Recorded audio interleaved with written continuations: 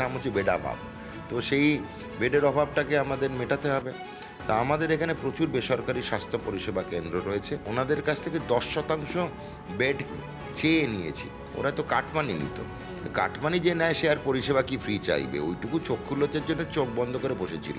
সে 35 বছরের বামই ভাবুক আর 15 বছরের তৃণমূলই ভাবুক, তো তারা এটা করেনি।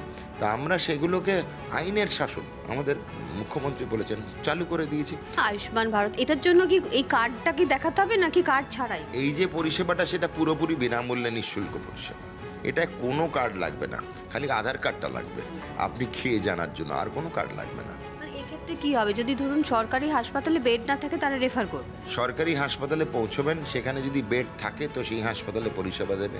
যদি বেডের ক্রাইসিস থাকে নিকটবর্তী বেসরকারি প্রতিষ্ঠানে পাঠাবে। আমাদের আরও কম করে 72 থেকে 96 ঘন্টা টাইম লাগবে এটাকে লাইভ করতে, টোল ফ্রি নাম্বার আনতে, যাতে জনগণের পরিষেবা অসুবিধা না হয়।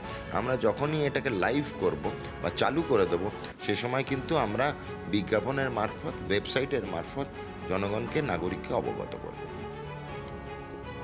শারদত্ত মুখোপাধ্যায় রাজ্যের স্বাস্থ্যমন্ত্রী, তার বক্তব্য আপনাদেরকে শোনালাম এবং তিনি যেমনটা ঘোষণা করলেন সে বেসরকারি হাসপাতালে 10% বেডে বিনামূল্যে চিকিৎসা। বেসরকারি হাসপাতাল কর্তৃপক্ষের সঙ্গে বৈঠকের পর বড় ঘোষণা করলেন স্বাস্থ্যমন্ত্রী শারদত্ত মুখোপাধ্যায়।